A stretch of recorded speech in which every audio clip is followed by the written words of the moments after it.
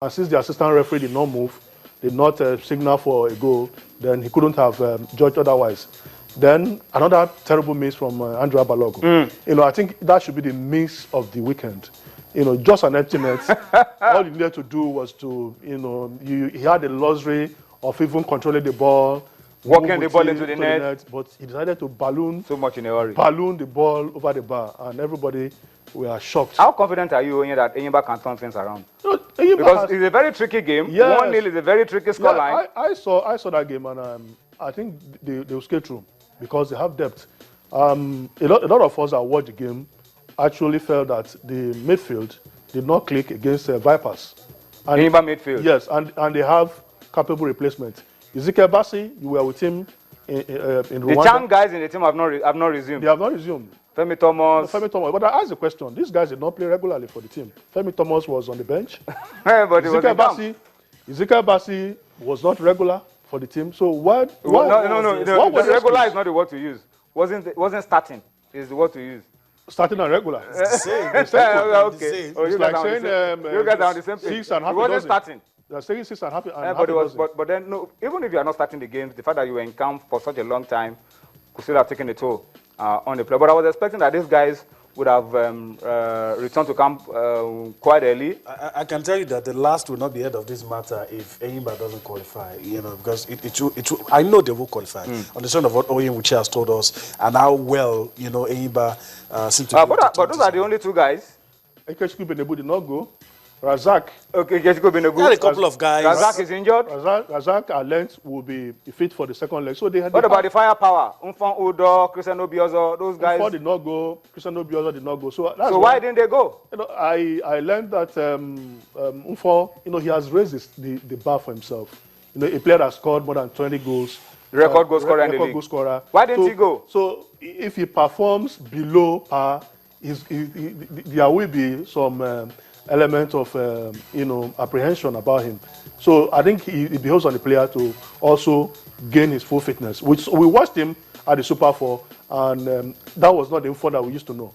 He's a player that converts chances. So there's short on match fitness. I think that's and you are sure he will get it back before the second leg? By the second leg in Port Harcourt, I think they will roast Vipers of Uganda. Tony, we must also, because most times we talk about preparation, we also talk about, not preparing the team well. We must commend the management of Enyimba. They did everything, smooth preparation, transition. The players did not have to waste time at the airport. When they got there, the chairman ensured that they were fed, because we've heard about the Super Eagles coach saying that the players were malnourished, that they didn't eat well. They got their preparation right. The players had Nigerian food 3 times a day. And it was a shame that the players did not, complement the preparation made by... Let's hope they do it in the second leg. That will be taking place in Port Harcourt in a fortnight. Yeah. All right. We wish them the very best of luck. Before I allow you to go, tomorrow the Nigerian Football Federation Executive Committee will be meeting in Abuja. I'm not expecting anything controversial to come out of the meeting.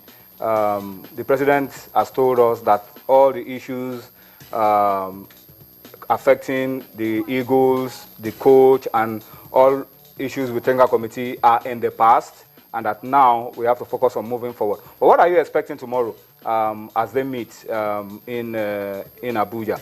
We are also going to be having the Super Cup on Wednesday. It used to be called the Charity Cup because proceeds from the gates from that game are supposed to be given to charity, but I'm not sure if we still have that culture of doing that in Nigeria. But that's, by the way, it's going to be Enyimba against Aqua United on Wednesday. But what are you expecting tomorrow as these guys meet again? Well, Tony, there is this erroneous belief that football starts and ends with the Super Eagles. We have a lot of other national teams. As we are talking now, the Super Falcons don't have a coach. And there will be the African Women Championship in Cameroon later this year. The issue of... the Under 23 team are getting ready for the Olympics. For the Olympic Games. Under 20 have their fixtures out. Under 17 fixtures are out. And they don't have a coach. The last time Amoneke went, we had issues. He said he was not interested because of the way issues were handled. So I think we need to resolve the coaching situation with the teams. With all the teams, as soon as possible. The Falcons, under Flying Eagles, Golden Eaglets. You know, so by the time you have these coaches in place, they now come up with their programs. Then we know that the process has started. But if we don't do that, we don't have any reason to blame whoever will be the coach or the players, because we need to start on time. But before you know it now, we are already towards the middle of the year, and the African Women's Championship, I think the qualifiers will start around March. We are already, deep into the first quarter of the year. We need to get our acts right. The executive committee needs to decide who the coaches will be and, start the process so that we'll not be caught napping. What are you expecting?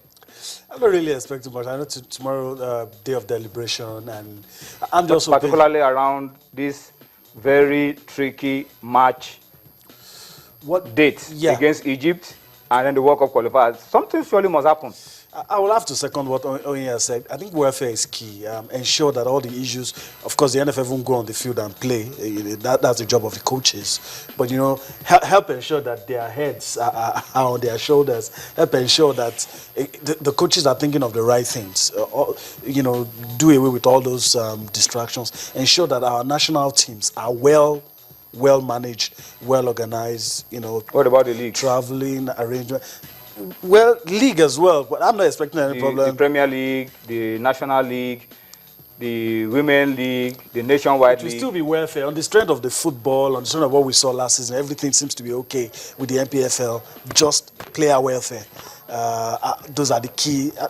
For me, it's all about welfare. So when I see the communique tomorrow, I want to see things about players, their problems being sorted out, the national teams, provisions for how they be taken care of, and also look ahead into travel arrangements, ensure that we don't bungle it, we don't shoot ourselves in the foot. Those are the things. Those are the things I expect to see.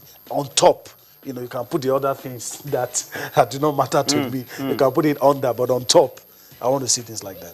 All right. Before we wrap up this segment, let me just quickly go to your feedback on Twitter. Later on, we'll take a few of your comments on Facebook. Yemi, we could be coming to you for some comments on Facebook. But let me take this one. Joe Ejiofor says, I congratulate Aruna Kodri for his win over Omar Assar.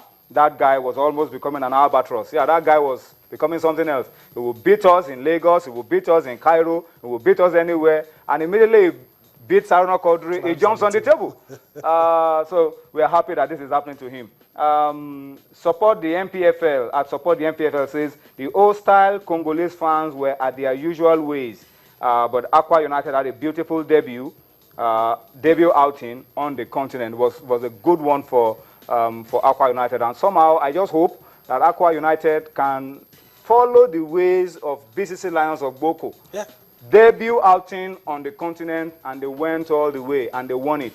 And I think it's a possibility with the way the Aqua State, I beg your pardon, Aqua Ibom State governor has motivated the boys. Yeah, those guys can make things happen. Doyin Kasumu is asking, where is Ejike Ozuenyi? Ejike Ozuenyi is in South Africa. I saw him while the Eagles were in South Africa for camping in Chan, and he's moved now from Sundowns to Super Sports United, but there are still a few issues around his clearance so that he can return to playing football. And Sunday Mba is in Turkey. Yeah, second division club in Turkey. And he says we must not forget. The same club with Azubike Okechukwu. The same club with Azubike Okechukwu. Azubike Okechukwu is the captain of the Dream Team. Yeah. All right, so at least you can follow these guys. Okay. Suleiman Adelekon, I am Suleiman, says, great for Aruna Kodri. After playing the Egyptian every time and losing, he's learned his lessons and he has improved.